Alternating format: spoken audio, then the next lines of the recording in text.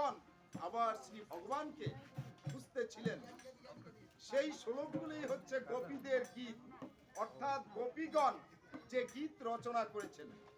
জয়তি তেহ ধিকম জন্ম না ব্রজ জয়ত ইন্দিরা শাশ্বতী।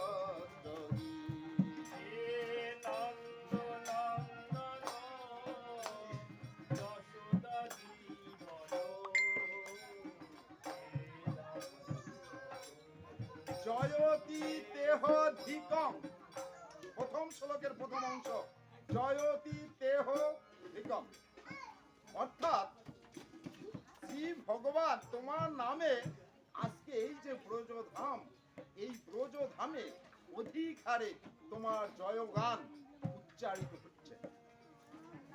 কেন উচ্চারিত হচ্ছে?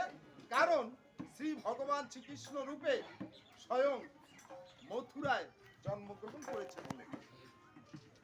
কি করেছে জানেন? লক্ষ্মী দেবী তিনি স্বর্গ হতে নেমে এসেছেন। লক্ষ্মী দেবীর একটি প্রতিমা ওখানে রক্ষিত আছে এবং লক্ষ্মী দেবীর একটি বন আছে। তো বলছে যে হে ভগবান, তুমি যে এখান থেকে উধাও হয়ে গেলে, আমরা তো তোমাকে খুঁজে পাচ্ছি না। একেবারে বন্ধ করি, একটা চর্চা করি, তখন কিন্তু আমার কিন্তু বাড়ির কথা মনে থাকে না, অন্য কোথাও কথা মনে থাকে না। তখন সেই সময়টুকু আমার কাছে স্বর্গ সুখের মতো মনে হয়, সেখানটাই অবস্থান করি। দেখুন, আমাদের শুরুতে আজকের এই অনুষ্ঠানের যে শুরুটা ছিল, সেই শুরুতে আমার শ্রদ্ধেয় কাকা নির্মল কাকা তিনি ভুলে গেছেন যে করেছিলাম, এবং শ্রী ভগবান আমাদের যে সমস্ত নির্দেশ দিয়েছিলেন সেগুলো এই জগতে এসে আমাদের পালন করার কথা ছিল, কিন্তু আমার মতো সেটি পালন করতে পারেনি। বিধান লাগিয়েছি, মাছ ধরে খেয়েছি, কিন্তু একটা কাজেই শুধুমাত্র হয় নাই, শ্রী ভগবানের সেবা পূজা করা। আমাকে এই চরণ দুখানা দিয়েছিলেন, কেন দিয়েছিলেন জানেন?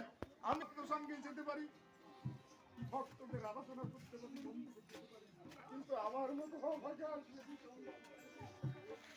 আমরা কি কখনো ভেবেছি আবার একদিন আমাদের এই জগৎ ছেড়ে চলে যেতে হবে?